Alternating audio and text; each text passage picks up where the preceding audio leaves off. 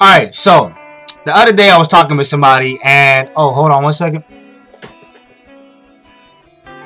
Alright, okay, so it's time for me to actually talk about relationship values. So here we go. So what about relationship values?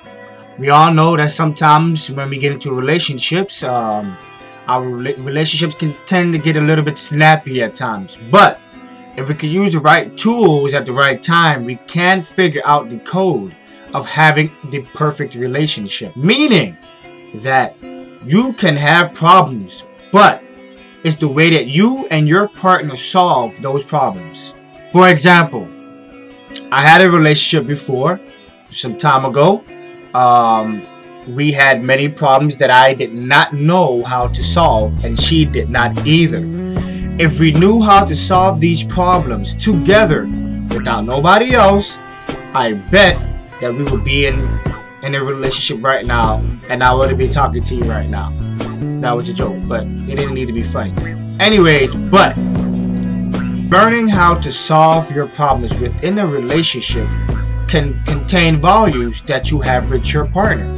Meaning that if you know that she doesn't like something and she knows that you don't like something, and you guys can figure out the facts of why this problem occurred, you can get it fixed.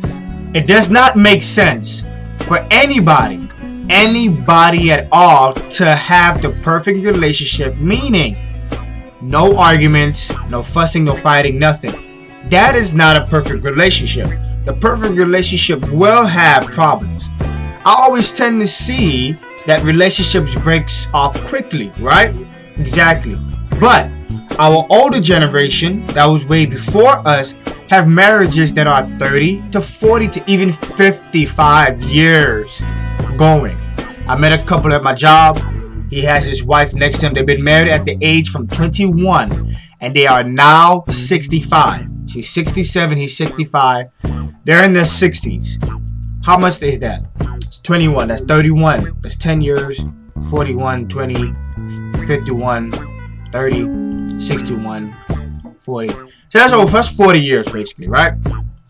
But the main point is that they're still strong. And he always, every time he comes to my job, he's always there with her. That's no problem. That's no other whatever. She's always with me.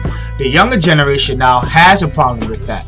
That is why the younger generation, as my age, they do break up quicker because they do not think.